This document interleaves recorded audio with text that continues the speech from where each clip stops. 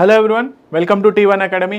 I'm Sudheer Kumar. Daily current అఫైర్స్లో భాగంగా మనం ఈరోజు 11th జూన్కి సంబంధించిన వేరియస్ కరెంట్ అఫైర్స్ ఏవైతే న్యూస్లో ఉన్నాయో కాంపిటేటివ్ ఎగ్జామ్స్ పర్స్పెక్టివ్లో డీటెయిల్గా చూద్దాం. So please share the video first of all. Okay, మీరు ఎంత షేర్ చేస్తే అన్ని వ్యూస్ వస్తాయండి. సో దానివల్ల మాకు ఒక ఎంకరేజ్మెంట్ లాగా ఉంటుంది. Okay, so question of the day, ఇది నిన్నటి క్వశ్చన్. సో నిన్నటి క్వశ్చన్కి ఈరోజు ఆన్సర్ చెప్తాం కదండి. So what is the question? What is the primary objective of the drum dynamic route planning for urban green mobility web app develop by IIT Kharagpur వాళ్ళు ఈ drum web యాప్ని డెవలప్ చేయడం జరిగింది. దాని అబ్రివేషన్ ఏంటి? Dynamic route planning for urban green mobility. So option A, to plan high speed rail networks in urban cities. Option B, to provide dynamic route options for urban mobility focusing on eco-friendliness. Option C, to monitor traffic signals using artificial intelligence. Option D, to develop electric vehicle infrastructure in rural areas.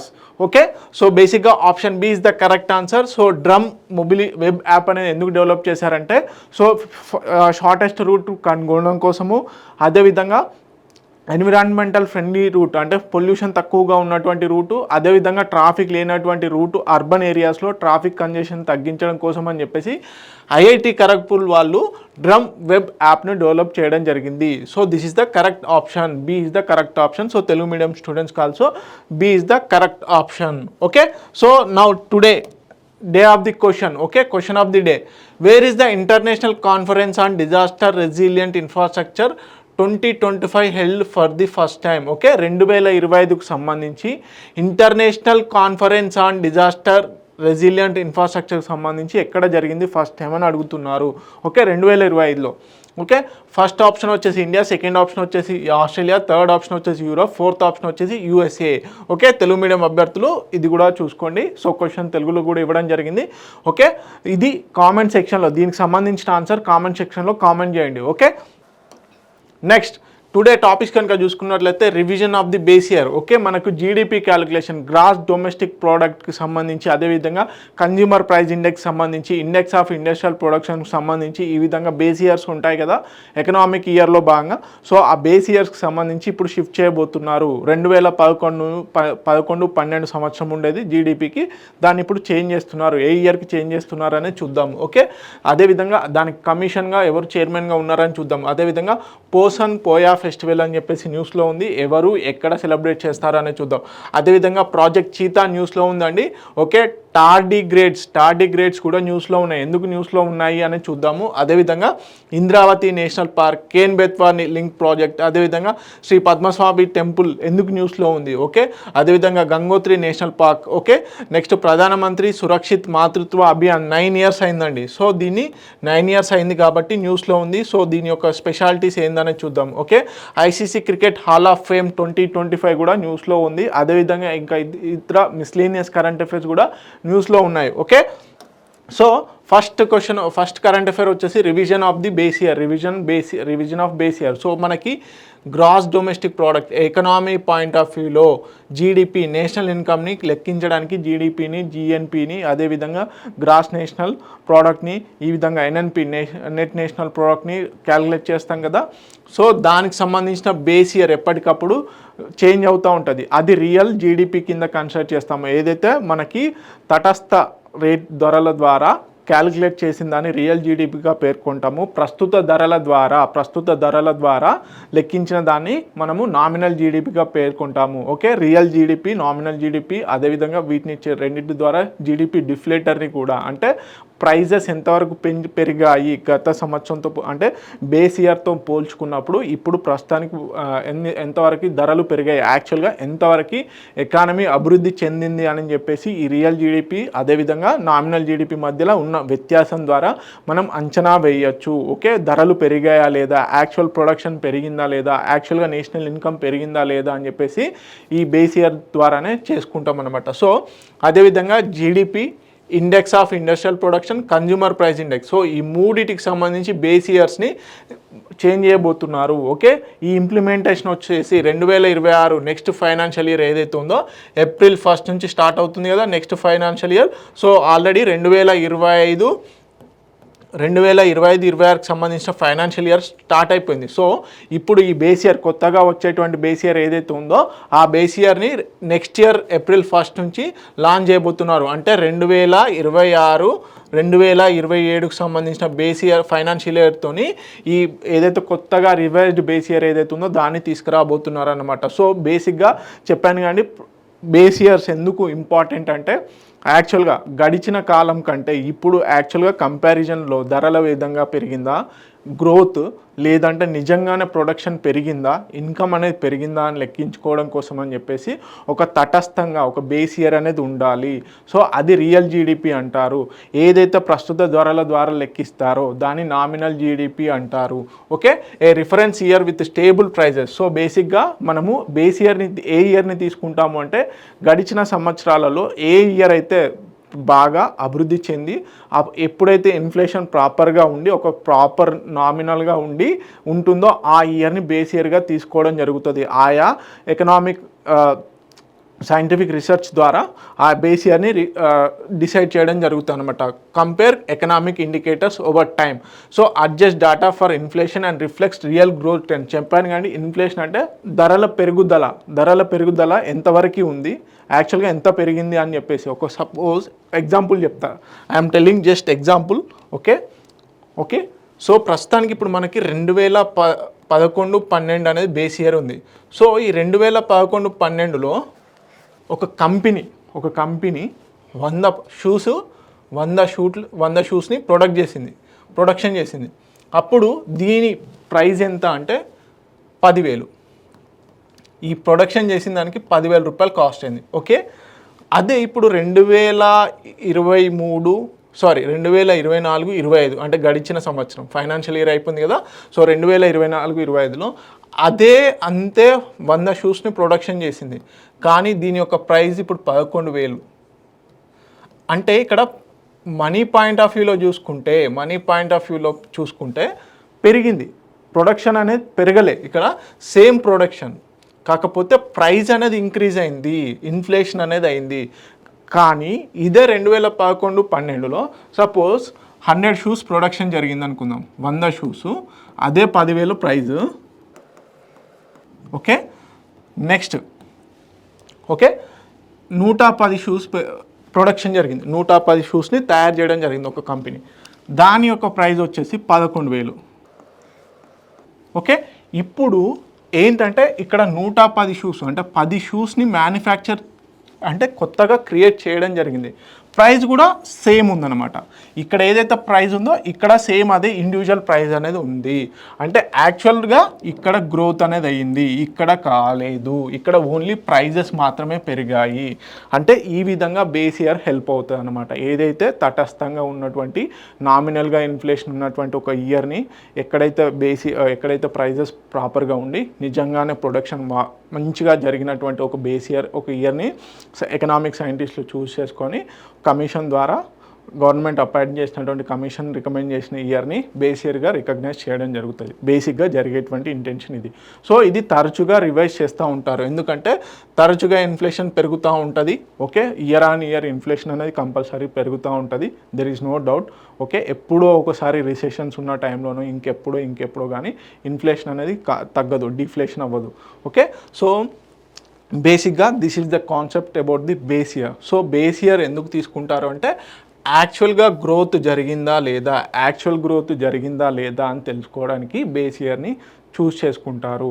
So ఎప్పటికప్పుడు nominal ప్రైజెస్ని బట్టి లెక్కిస్తే real production అనేది చూపించదు. అది యాక్చువల్గా దేన్ని represent చేస్తుంది అంటే ఇన్ఫ్లేషన్ రిప్రజెంట్ చేస్తుంది. ఇక్కడ జరిగింది అదే ఇన్ఫ్లేషన్ రిప్రజెంట్ చేస్తుంది. ఈ కేసులో మాత్రం రియల్ గ్రోత్ ఉంటుంది అనమాట. సో బేస్ ఇయర్ అందుకని తీసుకోవడం జరుగుతుంది. ఇప్పుడు సపోజ్ నేనే ఉన్నాను అనుకుందాం, జనరల్గా నా ఇన్కమ్ని గతతో పోల్చుకున్నప్పుడు పెరిగిందా లేదా అనడానికి ఒక సెట్ ఆఫ్ స్టాండర్డ్ పెట్టుకుంటా. సపోజ్ 2020-2021 నేను బేస్ ఇయర్గా పెట్టుకొని ఓకే ఆ ఇయర్తో పోల్చుకున్నప్పుడు నా ఇన్కమ్ ఇంత పెరిగింది అంటే నేను నా యొక్క ఎకనామిక్గా ఆర్థికంగా నేను అభివృద్ధి చెందుతున్నట్టు లెక్క. సో ఆ విధంగా అన్నమాట నా శక్తి సామర్థ్యాలు ఎంతవరకు ఉన్నాయి ఈ విధంగా లెక్కించేదే బేస్ ఇయర్ అనేది అందుకు ఉంచుకుంటారనమాట, అందుకు చూస్ చేసుకోవడం జరుగుతుంది. So why revise the base year, ఎందుకు రివైజ్ చేయాలి? Okay, economic structure and consumption pattern. So consumption pattern change అవుతూ ఉంటుంది.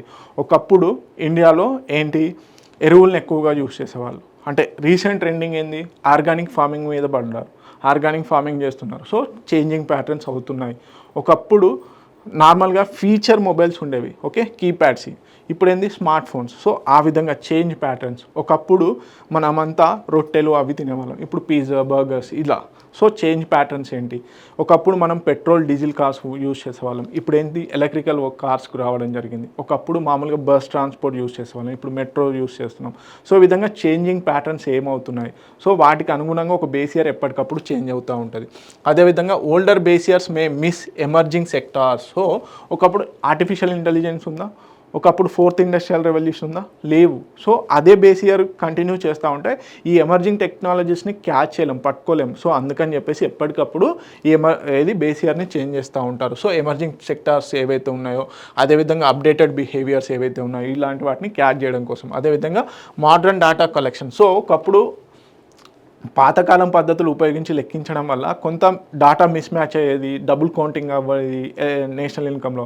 సో వాటిని ఎప్పుడప్పుడు కొత్త టెక్నాలజీస్ని, కొత్త మెథడ్స్ని యాడ్ చేస్తూ ఈ బేస్ ఇయర్ని చేంజ్ చేసుకోవడం జరుగుతుంది. అదేవిధంగా align India's data with global standard. So మన ఏ కంట్రీకి అంటూ ఆ కంట్రీ ఒక సెట్ ఆఫ్ స్టాండర్డ్ ఇన్కమ్స్ కానీ, సెట్ ఆఫ్ స్టాండర్డ్ ఫార్ములాస్ ఉంటాయి. కానీ ఇదంతా ఒక ఎత్తు అయితే మళ్ళీ యూనివర్సల్గా మనం కంపేర్ చేసుకోవాలి. సో యూనివర్సల్గా కంపారిజన్ చేసుకోవాలి, ఆల్ ఓవర్ వరల్డ్గా కంపారిజన్ చేసుకోవాలి అనుకున్నట్లయితే, సో వరల్డ్ లెవెల్లో ఏవైతే స్టాండర్డ్ నామ్స్ ఉంటాయో, స్టాండర్డ్ ఫార్ములాస్ ఉంటాయో వాటిని చూస్ చేసుకోవాలి. సో దానికి అనుగుణంగా మనం బేస్ ఇయర్ని మారుస్తూ ఉండాలి. లేకపోతే ఇంకో కంట్రీతో జీడిపి గ్రోత్లో కంపారిజన్ చేసుకున్నప్పుడు మనం పెరగలేకపోతే సో ఇలాంటి మిస్ మ్యాచెస్ అవుతాయి అన్నమాట. సో అందుకని చెప్పేసి ఎప్పటికప్పుడు బేస్ ఇయర్ని చేంజ్ చేస్తూ ఉండాలి to practice international standards. Okay, united నేషన్స్కి సంబంధించిన స్టాండర్డ్ నేషనల్ అకౌంటింగ్ ఏదైతే ఉందో 2008 మోడల్, సో దాన్ని బేసిక్గా అందరూ వాడుతున్నారు. మన ఇండియా కూడా దాన్ని అడాప్ట్ చేసుకోవడం జరిగిందనమాట. ఎందుకు, ఇప్పుడు జస్ట్ ఎగ్జాంపుల్ ఇండియా ఉంది. ఇండియా ఎప్పుడో 2001 2002 బేస్ ఇయర్ పెట్టుకొని క్యాల్కులేషన్ ఇప్పుడు చేస్తా అంటే కుదరదు. ఎందుకంటే ఈ ఫార్ అహెడ్లో ఏంటంటే ఇప్పుడు చైనా ఉంది. చైనా 2021-22 ఉన్నటువంటి బేస్ ఇయర్ను పెట్టుకొని చేసుకుందనుకో, దాని యొక్క జీడిపి గ్రోత్ ఎక్కువగా ఉంటుంది. మనం ఏంటి ఒకప్పుడు ఉన్నటువంటి రేట్ను పెట్టుకొని బేస్ ఇయర్ పెట్టుకొని ఇప్పుడు చేస్తే అప్పుడున్న ప్రైస్ ధరలు వేరు, ఇప్పుడున్న ధరలు వేరు. అప్పుడు యాక్చువల్గా మనకు స్మార్ట్ ఫోన్సే లేవు, ఇప్పుడు స్మార్ట్ ఫోన్స్ వచ్చాయి. అప్పుడు మెట్రో అనేది లేదు, ఇప్పుడు మెట్రో వచ్చింది. సో ఇలాంటి ప్యాటర్నింగ్ ఏవైతే చేంజెస్ ఉన్నాయో వాటిని క్యాచింగ్ చేయలేము. ఎమర్జింగ్ టెక్నాలజీస్ ఏవైతే ఉన్నాయో వాటిని మన నేషనల్ ఇన్కమ్ గ్రోత్లో చూపించలేకపోతాము. దట్స్ వై ఎవ్రీ ఇయర్ కాదు, ఎవ్రీ 5 ఇయర్స్కి ఒకసారి మామూలుగా బేస్ ఇయర్స్ని చేంజ్ చేస్తూ ఉంటారు. సో 2011-12 ఇప్పుడు బేస్ ఇయర్ ఉంది. సో ఈ 2011-12 బేస్ ఇయర్ ప్లేస్లో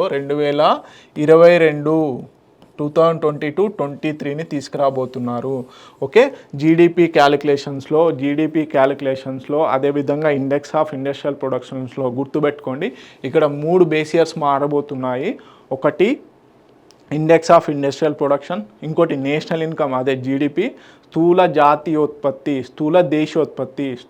దేశీయోత్పత్తి యొక్క బేస్ ఇయర్ మారబోతుంది. అదేవిధంగా index of industrial production. So ఈ రెండింటికి కూడా 2022-2023 మాత్రమే బేస్ ఇయర్గా తీసుకుంటున్నారు. కన్జ్యూమర్ ప్రైస్ ఇండెక్స్, ఓకే, మనకి ఇన్ఫ్లేషన్ క్యాలిక్యులేషన్స్లో హోల్సేల్ ప్రైస్ ఇండెక్స్ అని, కన్జ్యూమర్ ప్రైస్ ఇండెక్స్ అని 2 ఉంటాయి. సో ఆ కన్జ్యూమర్ ప్రైస్ ఇండెక్స్ ఏదైతే ఉందో దానికి మాత్రం 2023-24ని చూస్ చేసుకున్నారు కన్జ్యూమర్ ప్రైస్ ఇండెక్స్ని. ఓకే, ఇది ఇంపార్టెంట్ పాయింట్. ఓకే, చూద్దాం డీటెయిల్గా.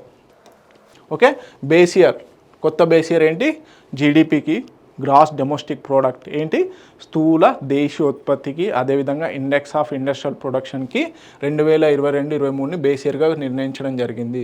ఓకే, అదేవిధంగా కన్జ్యూమర్ ప్రైస్ ఇండెక్స్కి వచ్చేసి 2024 అంటే ఏది 2023-24, 2023-24ని బేస్ ఇయర్గా తీసుకోవడం జరుగుతుంది టు బి 2024. ఓకే, దీనికి మరి కమిషన్ అంటే 2011-12 నుంచి ఇప్పుడు సడన్గా షిఫ్ట్ చేస్తా అంటే క్యాలిక్యులేషన్ మిస్ మ్యాచెస్, దాని ఒక ఏ విధంగా ఎఫెక్ట్ అవుతుంది దాన్ని అంతా స్టడీ చేయడం కోసం అని చెప్పేసి, అదేవిధంగా ఈ ట్రాన్స్ఫర్మేషన్ ఏదైతే లెక్కల ట్రాన్స్ఫర్మేషన్ ఉంటుందో దాన్ని చూసుకోవడానికి అని చెప్పేసి బిశ్వనాథ్ గోల్దార్ ఎవరైతే ఉన్నారో బిశ్వనాథ్ గోల్దార్ ఆధ్వర్యంలో ఒక కమిటీని ఏర్పాటు చేయడం జరిగింది. వీరు చైర్మన్ అన్నమాట. సో దీని యొక్క ప్రాముఖ్యత ఏంది? Ensuring accurate inflation adjusted trends. చెప్పాను కదా, ఎప్పటికప్పుడు ధరల పెరుగుదలని ఈజీగా అండర్స్టాండ్ చేసుకోవచ్చు. అదేవిధంగా informs better policy budgeting and planning. So చెప్పాను, ఎప్పుడైతే మన గ్రోత్ రేట్ ఏ విధంగా ఉందో దానికి తగ్గట్టుగా గవర్నమెంట్ పాలసీస్ చేయడము, ప్లానింగ్ చేయడము, బడ్జెట్ అలొకేషన్ ఏ సెక్టార్ చేయాలని చెప్పేసి ఒక క్లియర్ ఇండికేషన్స్ వస్తాయి. Okay, enhance compatibility with global economics. Simple. Okay, Telugu medium అభ్యర్థులు మీరు ఏం టెన్షన్ పడకండి, మీకోసం స్లైడ్స్ తెలుగులో కూడా ఉంచడం జరిగింది. ఇంపార్టెంట్ పాయింట్స్ నోట్ చేసుకోండి. ఎవరి ఆధ్వర్యంలో? విశ్వనాథ్ గోల్దార్ గారి ఆధ్వర్యంలో ఒక కమిటీ ఏర్పాటు చేయడం జరిగింది. ఏది? ఈ ట్రాన్స్ఫర్మేషన్ని అనలైజ్ చేయడం కోసం. ఓకే, సో నెక్స్ట్ వచ్చేసి పోషణ్ పోయా ఫెస్టివల్. సో మనకి శ్రీలంకలో బుద్ధిజం ఏదైతే ఉందో, బుద్ధిజం ఎప్పుడైతే ఎంటర్ అయిందో ఆ ఎంటర్ అయ్యి ఇప్పటికి 2000 సంవత్సరాలు, జూన్లో రాబోయే పౌర్ణమికి 2000 సంవత్సరాలు పూర్తవుతుంది. సో బుద్ధిజం ఎంటర్ అయిన ఇయర్ని బేస్ చేసుకొని, అంటే రోజును బేస్ చేసుకొని ఈ పోయా ఫెస్టివల్ని సెలబ్రేట్ చేస్తారు. ఎక్కడ? శ్రీలంకలో బుద్ధిజం యొక్క పునాది వేసినందుకు గాను ఆ రోజుని జూన్లో ప్రతి పౌర్ణమిని పోయాగా అనే ఒక పండుగ లాగా సెలబ్రేట్ చేస్తారు బుద్ధిజాన్ని ఫాలో అయ్యేవాళ్ళు. సో ఇప్పుడు శ్రీలంకలో ఈ బుద్ధిజం స్టార్ట్ అయ్యి 2000 సంవత్సరాలు అవుతుంది. ఖచ్చితంగా అడిగే ఛాన్సెస్ ఉంది. సో అదేవిధంగా బుద్ధిజాన్ని మన శ్రీలంకలో ఎవరు ప్రమోట్ చేశారు అంటే అశోకుని కొడుకు అయినటువంటి అర్హత్ మహిందా ఎవరైతే ఉన్నారో ఇతను son of emperor Ashoka. So ఇతని ఆధ్వర్యంలో బుద్ధిజం అనేది శ్రీలంకకు వ్యాప్తి చెందింది. ఓకే, శ్రీలంక ఈ celebrating the sacred Poya festival marking the historical arrival of Buddhism over 2000 years ago. Okay, Sri Lanka okay full moon of in June. Okay, పౌర్ణమి రోజు. ఓకే, సో బేసిక్గా ఇప్పుడు ఇంపార్టెంట్ ఏంటంటే 2000 years అవుతుంది, అందుకని ఇంపార్టెంట్. సో ఈ Arhat మహిందా son of emperor Ashok ఎవరైతే ఉన్నారో అతను దేవానాం పియ తిస్సా అనే కింగ్ ఆధ్వర్యంలో ఉపన్యాసం ఇవ్వడం జరిగింది బుద్ధిజం గురించి. సో అప్పటి నుంచి బుద్ధిజాన్ని శ్రీలంకలో పాల్గొనడం జరుగుతుంది. సో ఇది ఎక్కడ? మిహినట్లే అని చెప్పేసి ఒక ప్లేస్ ఉంది, అక్కడ ఈ ఉపన్యాసం అనేది ఇవ్వడం జరిగింది. సో దీంట్లో బేసిక్గా సెలబ్రేషన్స్లో వచ్చేసి పిలిగ్రిమ్స్ టు మిహింతలే టు అనురాధపుర ఇక్కడ ఎక్కువగా సెలబ్రేషన్స్ జరుగుతాయి. Devotees engage in prayers rituals. So బేసిక్గా పండుగలు అంటే మనందరికీ తెలిసిందే, ఏ విధంగా సెలబ్రేట్ చేసుకుంటామో సేమ్ అదే విధంగా ఒకే దగ్గరికి బుద్ధిజాన్ని ప్రాక్టీస్ చేసే వాళ్ళందరూ వచ్చేసి ట్రెడిషనల్ ప్రాక్టీసెస్ చేస్తూ మ్యూజిక్ ఇవన్నీ చేస్తూ దైవ చింతనలో ఎక్కువగా ప్రార్థనలు చేస్తూ ఉంటారు. సో బేసిక్గా ఈ పోయా ఫెస్టివల్ ఎక్కడ సెలబ్రేట్ చేస్తారు అంటే శ్రీలంకలో. ఫస్ట్ పాయింట్, ఎందుకు సెలబ్రేట్ చేస్తారంటే బుద్ధిజం అనేది శ్రీలంకలో స్టార్ట్ అయిన రోజును పురస్కరించుకొని అని చెప్పేసి ఈ పోయా ఫెస్టివల్ని పండుగని సెలబ్రేట్ చేస్తారు. ఓకే, సో అదేవిధంగా శ్రీలంకకి ఎవరు అంటే అశోకుని కుమారుడైనటువంటి అర్హత్ మహిందా ఎవరైతే ఉన్నారో దేవానాం పియ తిస్సా అనే రాజుకి ఉపన్యాసించే ప్రాసెస్లో ఈ బుద్ధిజం అనేది స్టార్ట్ అవుతుంది. Okay, next project cheetah. బేసిక్గా నేషనల్ టైగర్ కన్జర్వేషన్ అథారిటీ ఆధ్వర్యంలో ఈ ప్రాజెక్ట్ చీతాని స్టార్ట్ చేయడం జరిగింది. మనకి స్వాతంత్రం వచ్చిన తర్వాత ఒక పెద్ద బిగ్ క్యాట్కి సంబంధించినటువంటి జంతువుని ఎక్స్టింక్షన్లో ఉంచడం అంటే అది చీతాని. సో దాంట్లో భాగంగా ఇండియాలో చీతా అనేది అటు వైల్డ్లో ఇటు మామూలుగా మొత్తానికి అంతరించిపోయిందనమాట. సో దాన్ని రీఇంట్రడ్యూస్ చేసే ప్రాసెస్లో ఇంటర్ కాంటినెంటల్ లెవెల్లో ఒక ఫస్ట్ ట్రాన్స్బౌండరీ ట్రాన్స్పోర్టేషన్ అనేది చేశారు. ఏంటి అవి? చీతాలు. సో అవి సౌత్ ఆఫ్రికా అదేవిధంగా నామీబియా నుంచి తీసుకురావడం జరిగింది. సో అందుకని చెప్పేసి ప్రాజెక్ట్ చీతాను లాంచ్ చేయడం జరిగింది. దీని యొక్క నోడల్ ఏజెన్సీ ఎవరు అంటే national tiger conservation authority under project టైగర్లో భాగంగా ఈ ప్రాజెక్ట్ చీతాను కూడా చూసుకోవడం జరుగుతుంది. ఎవరు? National tiger conservation authority. So ఈ మధ్యకాలంలో చీతాల యొక్క సంరక్షణ విషయంలో అంటే వాటిని తీసుకొచ్చారు, ఏదో వాటి యొక్క అబ్జర్వేషన్ లేదు అని చెప్పేసి కొన్ని స్పెక్యులేషన్స్ రావడం జరుగుతుంది. అందుకని చెప్పేసి ఒక డీటెయిల్ రిపోర్ట్ అనేది నేషనల్ టైగర్ కన్జర్వేషన్ అథారిటీ ఒక డీటెయిల్ రిపోర్ట్ ఇచ్చిందనమాట. ఏది ప్రాజెక్ట్ చీతా కన్జర్వేషన్లో భాగంగా. So reintroduce the cheetahs India after the extinction in 1940s 1950s. So first ever intercontinental large wild carnivore translocation project అనమాట. Okay, మేజర్గా part of project tiger guided by the cheetah action plan. Okay, focused on restoring cheetah population and grassland ecosystem ఏదైతే ఉందో దాన్ని restore చేయాలనుకున్నారు దీంట్లో భాగంగానే. So మొత్తంగా మరి ఈ నేషనల్ టైగర్ కన్జర్వేషన్ అథారిటీ ఏం చెప్తుంది ఈ రిపోర్ట్లో అంటే, బేసిక్గా చీతా మిత్రాస్ అని చెప్పేసి, అంటే ఎవరైతే ఫారెస్ట్ అఫీషియల్స్ ఉంటారో, అదేవిధంగా కొంతమంది లోకల్ వాలంటీర్స్ ఎవరైతే ఉంటారో 350కి పైగా చీతా మిత్రాస్ని ట్రైన్ చేయడం జరిగింది. ఓకే, చీతాలకు సంబంధించి సంరక్షించేందుకని చెప్పేసి ఇంతమందిని చేశారు అని చెప్పేసి. అదేవిధంగా project supports local livelihood through eco tourism and conservation rules అని చెప్పేసి చెప్పడం జరుగుతుంది. సో బేసిక్గా స్పెక్యులేషన్స్ ఏవైతే వచ్చాయో రీసెంట్గా మనం వీడియోస్లలో కూడా చూసాం. చీతాలు ఎండాకాలంలో మొన్న రీసెంట్ సమ్మర్లో ఏమైందంటే రోడ్ పక్కన దాహం కోసం బేసిక్గా ఎదురు చూస్తున్నాయి వాటర్ కోసం. సో ఆ వాటర్ సంబంధించి ఏదైతే ఎదురు చూస్తున్నటువంటి చీతాలకి అక్కడ ఉన్నటువంటి డ్రైవర్, ఆ ఫారెస్ట్లో ఉన్నటువంటి డ్రైవర్ ఏం చేశాడంటే వాటర్ ఇవ్వడం జరిగింది. సో దానికి సంబంధించిన వీడియో కూడా వైరల్ అవ్వడం జరిగింది. అందుకని చెప్పేసి కొన్ని స్పెక్యులేషన్స్ రావడం జరిగింది. సో అవన్నీ స్పెక్యులేషన్స్ ఏం లేదు, చీతాలు ఆరోగ్యంగానే ఉన్నాయని చెప్పేసి ఒక రిపోర్ట్ ఇవ్వడం జరిగింది. సో ఇలాంటి స్పెక్యులేషన్స్ ఉన్నప్పుడు ఖచ్చితంగా ఇలాంటి న్యూస్ కంపల్సరీ కరెంట్ అఫైర్స్లో అడుగుతారు. ఎందుకంటే ఇది ఓల్డ్ న్యూస్ అయినప్పటికీ కూడా 2022లో ప్రాజెక్ట్ చీతాను అఫీషియల్గా, అంటే చీతాలని ఫస్ట్ టైం నమీబియా నుంచి తర్వాత సౌత్ ఆఫ్రికా నుంచి తీసుకురావడం జరిగింది కదా. కాకపోతే ఏంటంటే ఎప్పుడు లాంచ్ చేశారని అడిగే ఛాన్సెస్ ఉన్నాయి. సో నమీబియా నుంచి first set of cheetahs 8, Namibia నుంచి 8 చీతాలను తీసుకురావడం జరిగింది. సౌత్ ఆఫ్రికా నుంచి 12 తీసుకురావడం జరిగింది. Important. Okay, so Kuno national park, ఎక్కడ కునో నేషనల్ పార్క్. ఓకే, అదేవిధంగా రీసెంట్గా 2 చీతాలని రీలొకేట్ చేశారు. 2 చీతాలని రీలొకేట్ చేయడం జరిగింది. అది ఎక్కడ అనేది మీరు కామెంట్ సెక్షన్లో తెలపండి. సో ఆల్రెడీ నేను ప్రీవియస్ మంత్లో కరెంట్ అఫైర్స్లో దీన్ని కవర్ చేయడం జరిగింది. సో చీతా రీఇంట్రడక్షన్స్ ప్రోగ్రాంలో భాగంగా కూడా 2 చీతాలను రీలొకేట్ చేశారు కునో నేషనల్ పార్క్ నుంచి. ఓకే, సో ఏంటనే చూద్దాం. ఓకే, సో 75 years ఇండియన్ సాయిల్లో a female cheetah gave birth to the cubs Indian soil after 75 years. So national cheetah Asha gave birth to 3 cubs. Okay, ఇదన్నమాట. సో తెలుగు మీడియం అభ్యర్థుల కోసం slide పూర్తిగా తెలుగులో ఉంచడం జరిగింది. ఇంపార్టెంట్ పాయింట్స్ అనేది కంపల్సరీ నోట్ చేసుకోండి. ఓకే, సో మీకోసం ఎవరైతే ఆస్పిరెంట్స్ ఉన్నారో ఆస్పిరెంట్స్ రిక్వైర్మెంట్ని బేస్ చేసుకొని మేము ప్రతిదీ మీరు అడిగిన ప్రతిదీ మేము చేస్తున్నామండి.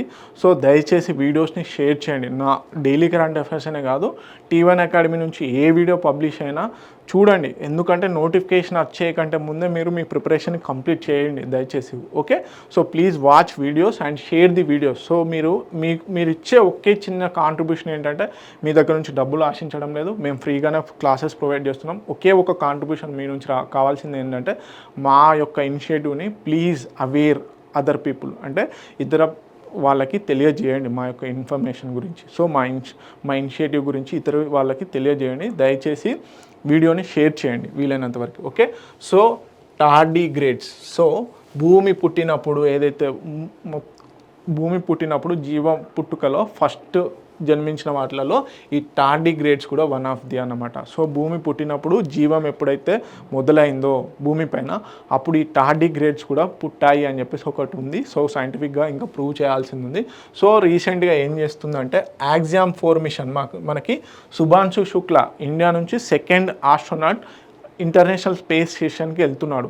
ఓకే, ఆ ప్రాసెస్లో ఆక్సియం 4 మిషన్లో భాగంగా శుభాంశు శుక్లా ఇంటర్నేషనల్ స్పేస్ స్టేషన్కి వెళ్తున్నాడు కదా. సో ఇస్రో ఏం చేస్తుందంటే ఈ టార్డిగ్రేడ్స్ ఏవైతే ఉన్నాయో వాటిని ఇంటర్నేషనల్ స్పేస్ స్టేషన్కి పంపిస్తుంది. ఓకే, సైంటిఫిక్ స్టడీస్ కోసం ఇంటర్నేషనల్ స్పేస్ స్టేషన్కి టార్డిగ్రేడ్స్ ఏవైతే ఉన్నాయో వాటిని పంపించడం జరుగుతుంది. సో బేసిక్గా ఆక్సియం 4 మిషన్లో భాగంగా. సో వీటిని వాటర్ బియర్స్, మాస్ పిగ్లెట్స్ అని కూడా పిలవడం జరుగుతుంది. సో వీటిని మొట్టమొదటిసారిగా ఎవరు కనుగొనడం జరిగింది? John August Ephraim Goeze okay German geologist కనుగొనడం జరిగింది 1773లో. సో వీటి యొక్క సైజు వచ్చేసి కేవలం మనకి పిన్ నెబ్ ఉంటుంది కదా, పెన్ నెబ్ అంతే ఉంటాయి. 0.3 mm నుంచి 0.5 mm వరకు మాత్రమే ఉంటాయి. సో బాడీ స్ట్రక్చర్ వచ్చేసి 8 క్లాడ్ స్ట్రక్చర్స్ ఉంటాయి. సో ఇలా ఇక్కడ చూస్తే 8 లెగ్స్తో ఉంటాయి. Okay segmented body, so protected by cuticle. So బేసిక్గా టెంపరేచర్ వచ్చేసి -272.95 degrees నుంచి 150 degrees Celsius వరకు కూడా ఉన్నటువంటి టెంపరేచర్లో వీటికి బతకగలిగే శక్తి ఉంది, ఇవి జీవిస్తాయి. Okay so UV radiation, vacuum of space, 400 kPa ప్రెషర్లో కూడా ఇవి బతకగలుగుతాయి. ఓకే సో వీటి యొక్క స్పెషాలిటీ అదన్నమాట. సో ఇవి ఇంటర్నేషనల్ స్పేస్ స్టేషన్కి పంపిస్తే స్పేస్లో ఏ విధంగా జీవించగలుగుతాయి అని చెప్పేసి ఒక డీటెయిల్ స్టడీ చేయడం కోసం అని చెప్పేసి ఇస్రో వాళ్ళు ఈ యాక్సామ్ 4 మిషన్లో భాగంగా పంపించడం జరుగుతుంది. ఓకే ఇదన్నమాట. సో తెలుగు మీడియం అభ్యర్థుల కోసం తెలుగులో ఉంచడం జరిగింది.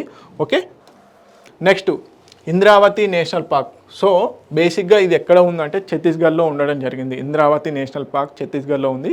సో ఇక్కడ నేషనల్ పార్క్ సంబంధించిన న్యూస్ ఏం లేదండి. బేసిక్గా ఇక్కడ మనకి ఆర్మీ ఫోర్సెస్ అదేవిధంగా సిఆర్పిఎఫ్ వాళ్ళు ఆయా ఛత్తీస్గఢ్కి సంబంధించిన పోలీస్ ఏదైతే ఉందో వాళ్ళు రీసెంట్గా నక్సల్స్ పైన ఎన్కౌంటర్ చేయడం జరిగింది. సో అందుకని చెప్పేసి ఈ ఇంద్రావతి నేషనల్ పార్క్ న్యూస్లో ఉంది. సో ఇంద్రావతి నేషనల్ పార్క్ ఎక్కడైతే ఉందో, సో ఈ ఇంద్రావతి నేషనల్ పార్క్ ఛత్తీస్గఢ్లో ఉంది.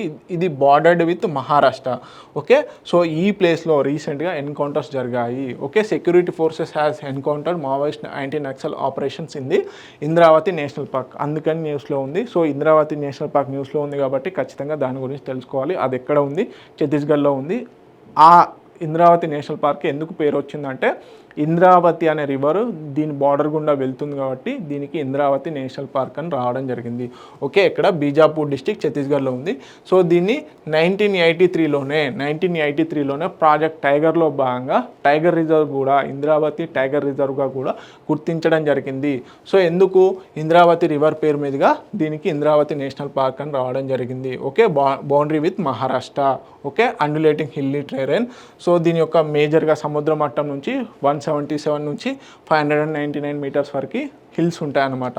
ఓకే బేసిక్గా ఎకలాజికల్ లింకేజెస్ ఏంటి, కవ్వాల్ రీసెంట్గా మనకి కొమరంభీం ఆసిఫాబాద్ టైగర్ రిజర్వ్ని కూడా ఏది వైల్డ్ లైఫ్ సెంచురీని ప్రకటించడం జరిగింది. తదోబా మహారాష్ట్ర, కనహా మధ్యప్రదేశ్ మధ్యలో ఇది కలిగి ఉందన్నమాట.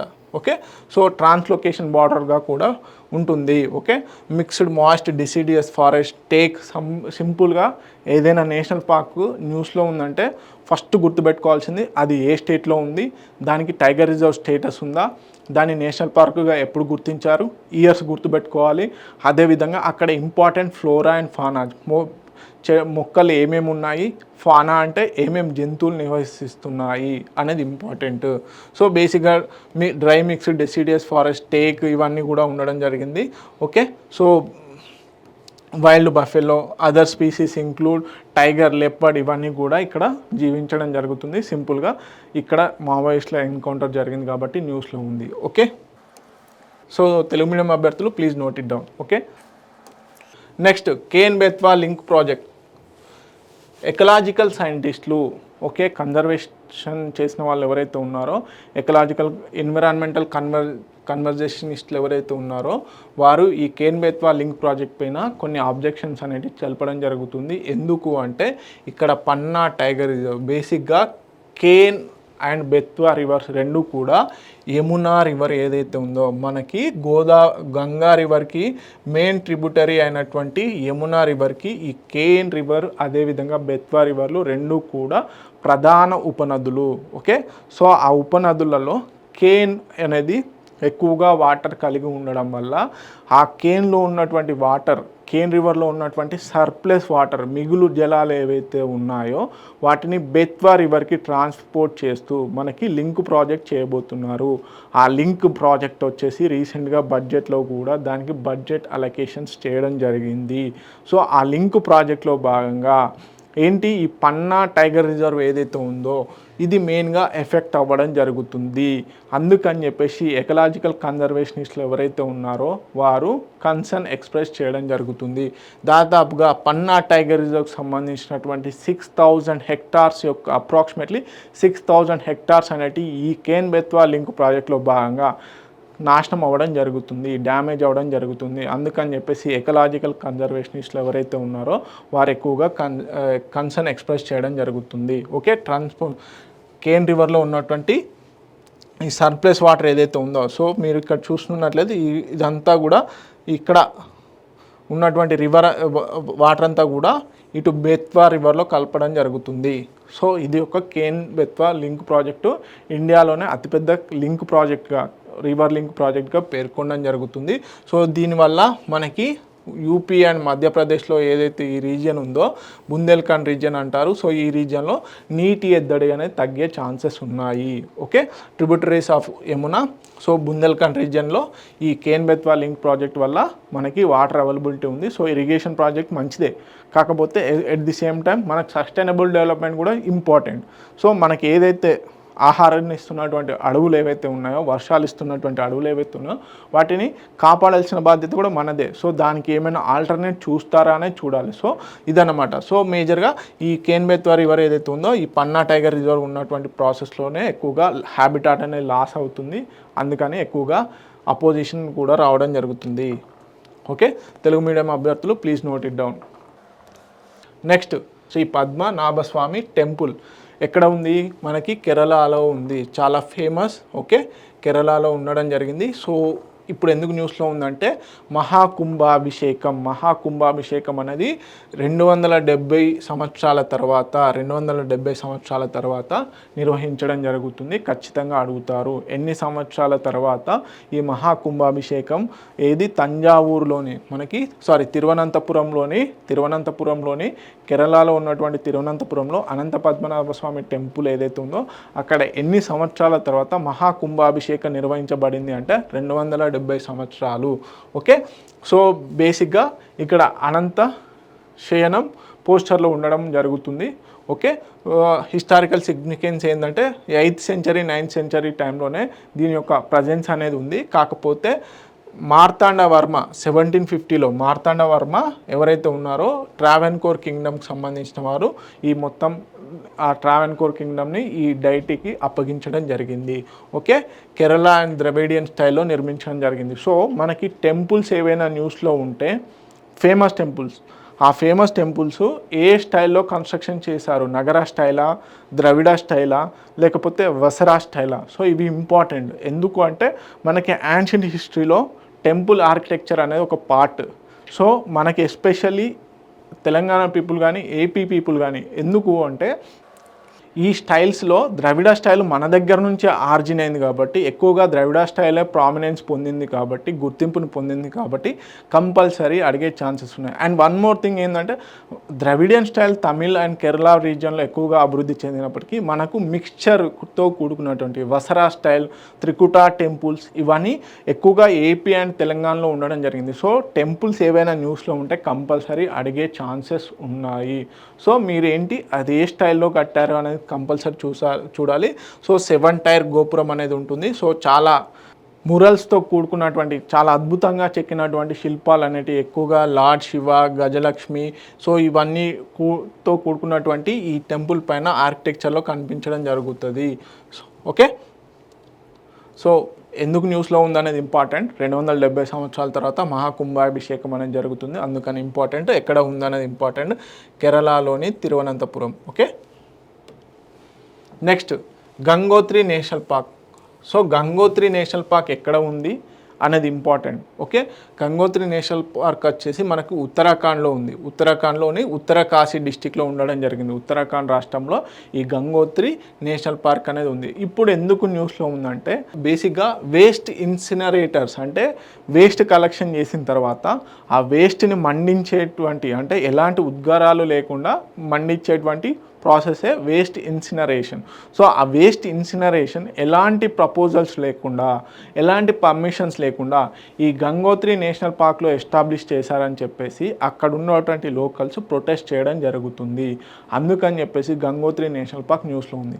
సో సింపుల్, ఫస్ట్ ఎందుకు న్యూస్లో ఉందనేది ఇంపార్టెంట్. ఎందుకు న్యూస్లో ఉంది? వేస్ట్ ఇన్సినరేషన్, ఏదైతే వేస్ట్ ఉందో ఆ వేస్ట్ని తెలియకుండా మండించడం కోసం అని చెప్పేసి ఇక్కడ వేస్ట్ ఇన్సినరేషన్ ప్రాసెస్ అనేది చేస్తున్నారు.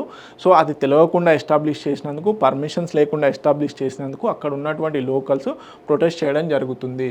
Okay, residents of Uttarkashi have raised strong objection to the illegal operation of waste incineration inside the Gangotri national park. Okay, so బేసిక్గా భగీరథి ఎకో సెన్సిటివ్ జోన్ ఏదైతే ఉందో, so citing pollution in the Bhagirathi eco sensitive zone and violation of environmental laws. So Bhagirathi eco sensitive zone ఏదైతే ఉందో ఆ echo sensitive జోన్స్లో ఇలాంటి బేసిక్గా conduct చేయకూడదు. ఏంటి వేస్ట్ ఇన్సినరేషన్ కానీ ఏ విధమైనటువంటి పొల్యూషన్ క్రియేటెడ్ యాక్టివిటీస్ చేయకూడదండి. సో ఎకో సెన్సిటివ్ జోన్స్లో కానీ, నేషనల్ పార్క్స్లో కానీ, వైల్డ్ లైఫ్ శాంచురీస్లో కానీ ఇలాంటి యాక్టివిటీస్ చేయకూడదు.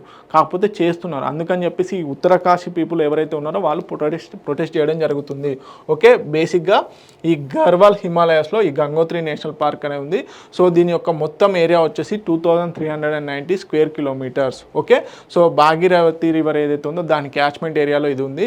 సో బేసిక్గా borders with Kedarnath wild life sanctuary, okay, Govind national park ఏదైతే ఉందో ఇవి కూడా ఉండడం జరిగింది. Okay, so features prominent Himalayan peaks వచ్చేసి చౌకంబా 1-3, సతోపంత్, కేదార్నాథ్ మెయిన్ ఇవన్నీ కూడా ఈ గంగోత్రి నేషనల్ పార్క్ దగ్గరలోనే ఉండడం జరిగింది. ఓకే, ప్రిజర్వ్స్ ది ఏంటి మరి ఎకలాజికల్ సిగ్నిఫికెన్స్ ఏంటి అంటే preserve the Gangotri glacier, the origin of the river గంగాకు సంబంధించిన ఆరిజిన్ ఏది గంగోత్రి గ్లేషియర్. సో అందుకని చెప్పేసి ఒక రకంగా డివోషనల్ పాయింట్ ఆఫ్ వ్యూలో కూడా ఇంపార్టెంట్. సో అందుకని చెప్పేసి ఇక్కడ ప్రొటెక్ట్ చేయడం జరుగుతుంది. న్యూస్లో ఉంది. సో గంగోత్రి నేషనల్ పార్క్ ఎక్కడ ఉందనేది ఇంపార్టెంట్. ఓకే, తెలుగు మీడియం అభ్యర్థులు please note it down. Next, Pradhan Mantri Surakshit మాతృత్వ అభియాన్. దీన్ని బేసిక్గా 2016లో స్టార్ట్ చేశారు.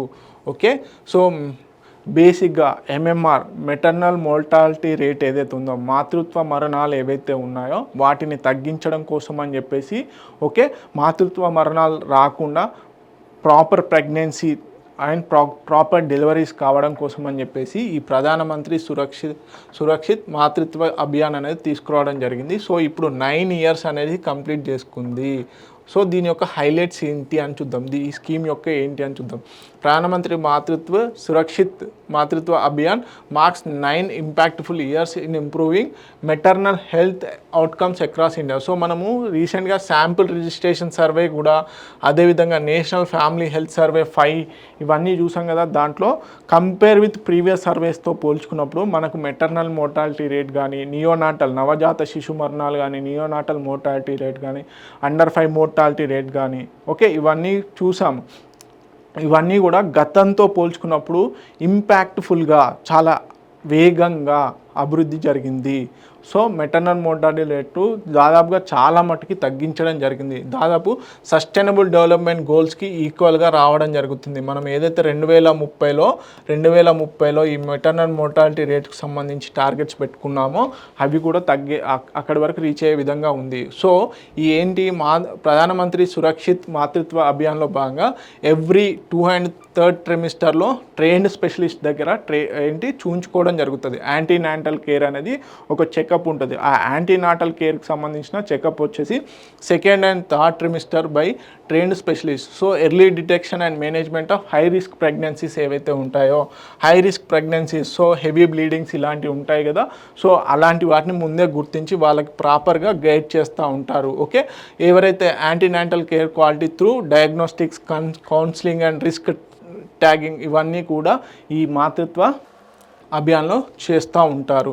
Okay, based digital monitoring, encouraging private sector involvement in public health సర్వేలెన్స్లో భాగంగా. సో దీనిలో భాగంగా to provide free and quality antenatal care అనేది కూడా ప్రొవైడ్ చేస్తూ ఉంటారు. ఓకే, సో తెలుగు మీడియం అభ్యర్థులు please note it down.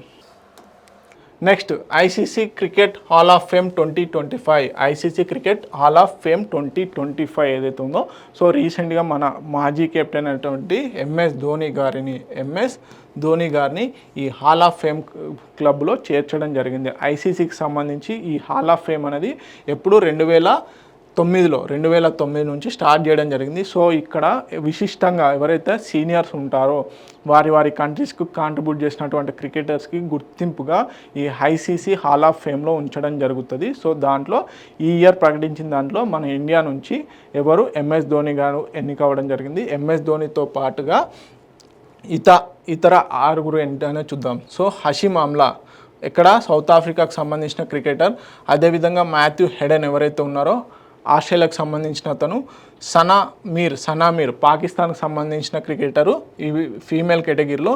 Okay, అదేవిధంగా గ్రేమ్ స్మిత్ ఎవరైతే ఉన్నారో సౌత్ ఆఫ్రికా నుంచి, సో ఈసారి సౌత్ ఆఫ్రికా నుంచి 2 ఉండడం జరిగింది. అదేవిధంగా సారా టేలర్ ఇంగ్లాండ్కు సంబంధించిన మహిళా క్రికెటర్. ఓకే, అదేవిధంగా డేనియల్ వెటోరీ ఎవరైతే ఉన్నారో న్యూజిలాండ్కి సంబంధించిన క్రికెటర్. సో వీరిని హాల్ ఆఫ్ ఫేమ్లో చేర్చడం జరిగింది. మొత్తంగా 55 ప్లేయర్స్ దీంట్లో హాల్ ఆఫ్ ఫేమ్లో 1999 నుంచి 2003 మధ్యలో అలాంగ్ విత్ 5 న్యూ ఇండక్టీస్ని కలిపితే 55 మంది ప్లేయర్స్ ఉండడం జరిగింది. సో ఈ ఇయర్ హాల్ ఆఫ్ ఫేమ్లో 6 చోటు సంపాదించుకోవడం జరిగింది. వీరితో కలుపుకుంటే మొత్తం 55 మంది ప్లేయర్స్ ఐసీసీ హాల్ ఆఫ్ ఫేమ్లో ఉండడం జరిగింది. ఇండియా నుంచి ఇప్పటివరకు హాల్ ఆఫ్ ఫేమ్లో 11 ప్లేయర్స్ ఉన్నారు. ఓకే, ప్రపంచం మొత్తంలో 55 మంది ఉంటే దాంట్లో నుంచి 11 ప్లేయర్స్ ఇండియా నుంచే ఉండడం జరిగింది. సో వారి లిస్ట్ ఏందనేది చూద్దాము. అదేవిధంగా ఈసారి మొత్తం 7 ప్రకటించగా 6 విదేశీయులు, 1 ఇండియన్ ఎంఎస్ ధోని గారు. సో ఆ మొత్తం 7లో 2 మాత్రం మహిళా క్రికెటర్లు. సో ఒకరు పాకిస్తాన్ నుంచి సనా మీర్, అదేవిధంగా ఇంగ్లాండ్ నుంచి సారా టేలర్, సో న్యూజిలాండ్ నుంచి ఒకరు, అదేవిధంగా మేల్ కేటగిరీలో సౌత్ ఆఫ్రికా నుంచి 2 రావడం జరిగింది, హషీమ్ ఆమ్లా, అదేవిధంగా క్రీమ్ స్మిత్ గారు. సో బేసిక్గా క్రికెటర్స్ బికమ్ ఎలిజిబుల్, ఎవరెవరు ఎలిజిబుల్ అవుతారంటే 5 years ఆఫ్టర్ రిటైర్మెంట్ తర్వాత ఎవరైతే 5 years రిటైర్ తర్వాత ఉంటారో వారికి ఈ హాల్ ఆఫ్ ఫేమ్లో చోటు సంపాదించుకుంటారు. From international cricket selection is based on overall impact, records ఇవన్నిటిని పరిగణలోకి తీసుకొని హాల్ ఆఫ్ ఫేమ్లో చేర్చడం జరుగుతుంది. సో ఇండియా నుంచి మొత్తంగా ఇప్పటివరకు 11 ప్లేయర్స్ ఉండడం జరిగింది. ఎవరెవరు అంటే Bishan Singh Bedi, Kapil Dev, Sunil Gavaskar, Anil Kumble, Rahul Dravid, Sachin Tendulkar, Vinoo Mankad, okay, Virender Sehwag, MS Dhoni. Okay, వీరనమాట. సో ఉమెన్లో వచ్చేసి ఉమెన్ ఎవరు అంటే దియానా ఎడ్లుజీ, ఓకే, అదేవిధంగా నీతూ డేవిడ్, వీరు హాల్ ఆఫ్ ఫేమ్ ఇండియా నుంచి ఉండడం జరిగింది. ఓకే, సో తెలుగు మీడియం అభ్యర్థులు please note it down. Next దేశంలో తొలిసారి ఏఐతో యువ రైతు నారింజ సాగు. సో మహారాష్ట్రకు సంబంధించిన ఒక రైతు ఏఐ టెక్నాలజీతోని తనకు ఉన్నటువంటి 8 ఎకరాల పొలం ఏదైతే ఉందో నారింజ పంట, సో దాన్ని ఏఐతోనే మానిటర్ చేయడం జరిగిందంట. సో దాని గురించి చూద్దాం. సాధారణంగా రైతులు రోజు తెల్లవారుజామున పొలం బాట పడుతూ ఉంటారు. So common. సో మహారాష్ట్రలో యువ రైతు గౌరవ్ బిజ్వే, ఓకే, యంగ్ ఫార్మర్ ఎవరైతే ఉన్నారో గౌరవ్ బిజ్వే ఇంట్లో ఉంటూనే ఏఐ కృత్రిమ మేధతో ఉపయోగించి నారింజ సాగు చేస్తున్నారు. కరువు ప్రాంతమైన విదర్భలోని అమరావతి జిల్లా కార్పి గ్రామానికి చెందిన గౌరవ్ ఏఐతో వ్యవసాయాన్ని లాభదాయకంగా మార్చుకున్నారు. 8 ఎకరాల్లో విస్తరించి ఉన్న 1200 నారింజ చెట్లను ఈయన రోజు ఉదయాన్నే ఇంటి నుంచే మొబైల్ యాప్ ద్వారా ట్రాక్ చేస్తూ ఉన్నారు. ఇందుకోసం 60,000 ఖర్చు పెట్టడం జరిగిందంట. సో బేసిక్గా టెక్నాలజీ అడాప్షన్లో ఎంతో కొంత ఇన్వెస్ట్మెంట్ చేయాలి. కాకపోతే తను ఇంటి దగ్గరనే ఉండి ఈ ఆర్టిఫిషియల్ ఇంటెలిజెంట్ టెక్నాలజీని ఉపయోగించుకొని నారింజ సాగు ఏదైతే ఆరెంజెస్ ఉంటాయో వాటిని సాగు చేయడం జరుగుతుందంట. ఓకే, జాతీయ భద్రతా సలహా మండలి, national security advisory council. So national security అడ్వైజరీగా ఎవరు ఉన్నారు? అజిత్ దోవల్ గారు ఉన్నారు, చీఫ్ సెక్యూరిటీ అడ్వైజర్. సో ఈ నేషనల్ సెక్యూరిటీ అడ్వైజర్ కౌన్సిల్లో బేసిక్గా కొంతమంది సలహా మెంబర్స్ ఉంటారు. సో ఆ మెంబర్స్లో ఇప్పుడు సతీష్ రెడ్డి, డిఆర్డిఓ మాజీ చైర్మన్, వీరు డిఆర్డిఓ మాజీ చైర్మన్ సో నెల్లూరుకు చెందినటువంటి వాసి. సో వీరు డిఆర్డిఓ మాజీ చైర్మన్.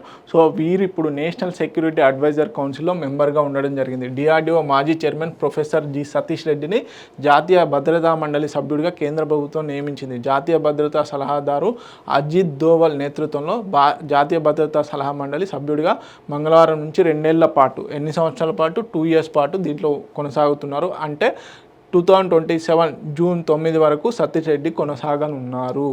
ఓకే, ఈ మేరకు భద్రతా మండలి సచివాలయ డిప్యూటీ సెక్రటరీ పుష్పేందర్ కుమార్ మంగళవారం ఉత్తర్వులు కూడా జారీ చేయడం జరిగింది. సో వీరు బేసిక్గా నెల్లూరు జిల్లాలోని మహిమలూరులో 1963 జూలై 1న జన్మించిన సతీష్ రెడ్డి 1986లో డిఫెన్స్ రీసెర్చ్ డెవలప్మెంట్ ల్యాబొరేటరీలో శాస్త్రవేత్తగా ఉద్యోగంలో చేయడం జరిగింది. తర్వాత అంచెలంచెలు ఎదుగుతూ డిఆర్డిఓ చైర్మన్గా కూడా వర్క్ చేయడం జరిగింది. సో ఇప్పుడు నేషనల్ సెక్యూరిటీ అడ్వైజర్ కౌన్సిల్కి మెంబర్గా ఉండడం జరిగింది. సో ఇలాంటి వాళ్ళని మనం ఇన్స్పిరేషన్గా తీసుకోవాలండి. సో డిఆర్డిఓకి వీరు 13వ చైర్మన్గా కూడా నియమితులవడం జరిగింది. ఓకే, 2018 ఆగస్టులో డిఆర్డిఓ డెవలప్మెంట్ ఆర్గనైజేషన్ 13వ చైర్మన్గా నియమితులయ్యారు. సో వీరు బేసిక్గా మనకి పృథ్వీ డిఫెన్స్ వెహికల్ ఏదైతే ఉందో ఆ పృథ్వీ డిఫెన్స్ వెహికల్ డెవలప్మెంట్లో వీళ్ళు ఎక్కువగా కృషి చేయడం జరిగింది. వీరు 6 శతాబ్దాలుగా కొనసాగుతున్న నౌబత్ సంగీత సాంప్రదాయం. సో బేసిక్గా ఈ నౌబత్ సంగీత సాంప్రదాయం ఏంటి? సో ఇలాంటి హిస్టారికల్ బ్యాక్గ్రౌండ్ ఓరియంటెడ్ ఉన్నాయి కూడా క్వశ్చన్స్ అడిగే ఛాన్సెస్ ఉన్నాయి. సో గుజరాత్లోని అహ్మదాబాద్ ఏదైతే ఉందో అహ్మదాబాద్ నగర రూపశిల్పి చక్రవర్తి అహ్మద్ షా సమాధి వద్ద గత 600 ఏళ్ళుగా ఓ సాంప్రదాయం కొనసాగుతుంది. అహ్మద్ షా పాలనలో రాత్రి 11 గంటలకు కోటలోని 12 ద్వారాలను మూసివేసి ముందు పౌరులకు తెలియజేయడానికి సాంప్రదాయ సంగీత కళారూపం నౌబత్ వాయించే ఆచారం ఉండేది. సో దీంట్లో షెహనాయి, నగర, తబలాలను ఉపయోగించి నౌబత్ వాయిస్తారు. ఈ ఆచారం ఇప్పటికీ కొనసాగుతుంది. అహ్మదాబాద్లోని పలు చారిత్రక కట్టడాలు అహ్మద్ షా నిర్మించారు. సో ఆయన నామంతోనే నగరానికి అహ్మదాబాద్ అని పేరు వచ్చింది. అహ్మద్ షా సమాధి ముందు ఒక ప్రత్యేక గది ఉంటుంది. దీన్ని నౌబత్ ఖానా అని పిలుస్తారు. నేటికి ఆ సమాధి వద్ద ప్రార్థనలు చేసేటప్పుడు నౌబత్ వాయిస్తూ ఉంటారు. సో ఈ సంగీతం వినడానికి ప్రజలు దూర ప్రాంతాల నుంచి వస్తారు. 600 ఏళ్ళుగా ఈ నౌబత్ వాయించే సాంప్రదాయాన్ని తమ కుటుంబం సాగిస్తున్నట్లు అమీర్ మియా షేక్ తెలపడం జరిగింది. సో ఇటీవల కాలంలో రీసెంట్గా టీజీపీఎస్సి అంటే తెలంగాణ పబ్లిక్ సర్వీస్ కమిషన్, అదేవిధంగా ఏపీపీఎస్సి కండక్ట్ చేస్తున్నటువంటి ఎగ్జామ్స్లలో హిస్టరీ, ఎస్పెషల్లీ ఇండియన్ హిస్టరీకి సంబంధించిన క్వశ్చన్స్ చాలా టఫ్గా అడగడం జరుగుతుంది. సో ఎక్కడి నుంచి వస్తున్నాయి సోర్సెస్ అంటే ఇలాంటి ఆర్టికల్స్ నుంచి, ఇలాంటి హిస్టారికల్ ఆర్టికల్స్ నుంచే వాళ్ళకి సోర్సెస్ దొరుకుతున్నాయి. సో అందుకని ఖచ్చితంగా ఇలాంటి వాటిని కూడా కరెంట్ అఫైర్స్లో చదవండి. కరెంట్ అఫైర్స్ ఏదో ఒక రిస్ట్రిక్టివ్గా, ఒక సెలెక్టివ్గా చదవకండి, చాలా వైడ్గా చదవాలి. ఎందుకంటే ఇది అనేక సబ్జెక్టుల సమ్మిళనం. ఓకే, అనేక సబ్జెక్టుల సమ్మిళనం అన్నమాట. ఓకే, సో ఎఫ్డిఐ ఆకర్షణలో 14వ స్థానంలో ఏపీ ఉంది. సో రీసెంట్గా ఎఫ్డిఐస్ ఏవైతే ఉన్నాయో ఎఫ్డిఐకి సంబంధించిన రిపోర్ట్ రావడం జరిగింది. సో దానికి సంబంధించి ఖచ్చితంగా ఒక క్లాస్ అనేది చేయడం జరుగుతుంది. 1,64,875 కోట్ల పెట్టుబడులతో మొదటి స్థానంలో మహారాష్ట్ర ఉంది. రెండవ స్థానంలో కర్ణాటక ఉంది. 4.21 లక్ష పెట్టుబడులతో 50% పైగా ఈ 2 రాష్ట్రాలకి రావడం జరిగింది. అంటే ఏవైతే పెట్టుబడులు వచ్చాయో ఎఫ్డిఐలో, సో 50% ఈ మహారాష్ట్ర అండ్ కర్ణాటకకే రావడం జరిగింది. Okay, department for promotion of industries and internal trade ఏదైతే ఉందో ఆ డిపార్ట్మెంట్ ఇప్పుడు రిలీజ్ చేసింది. సో దీంట్లో భాగంగా ఏపీకి 14th ప్లేస్ రావడం జరిగింది. ఓకే, ఎక్కువగా మరి ఏ స్టేట్స్ నుంచి ఎక్కడి నుంచి వచ్చాయనేది కూడా ఇంపార్టెంట్. అత్యధికంగా మారిషస్, సింగపూర్ నుంచి మన దేశంలోకి వస్తున్నటువంటి ఫారెన్ డైరెక్ట్ ఇన్వెస్ట్మెంట్స్ ఏవైతే ఉన్నాయో వాటిలో 49%, 49% కేవలం మారిషస్, సింగపూర్ దేశాల నుంచే వస్తున్నాయి. డాలర్ల పరంగా చూస్తే మారిషస్ మొదటి స్థానంలో ఉంటే అదే రూపాయల పరంగా చూస్తే సింగపూర్ మొదటి స్థానంలో ఉంది. ఇక్కడ ఇంపార్టెంట్ పాయింట్ మనం గమనించాల్సింది, రీడ్ బిట్వీన్ ది గ్యాప్స్ అంటారు కదా, ఇది. So Mauritius dollars, as per dollars value కనుక చూసుకున్నట్లయితే మారిషస్ నుంచి అత్యధికంగా FDIs value as point of value. అదే ఒకవేళ రూపాయి పరంగా చూసుకున్నట్లయితే, రూపాయి విలువ పరంగా చూసుకున్నట్లయితే మాత్రం Singapore is the top country. Okay, April 2000 నుంచి ఇప్పటి వరకు మారిషస్ నుంచి 10,92,900 కోట్ల పెట్టుబడులు వచ్చాయంట. మొత్తం వచ్చిన పెట్టుబడుల విలువలో 25% మారిషస్ నుంచే రావడం గమనార్హం.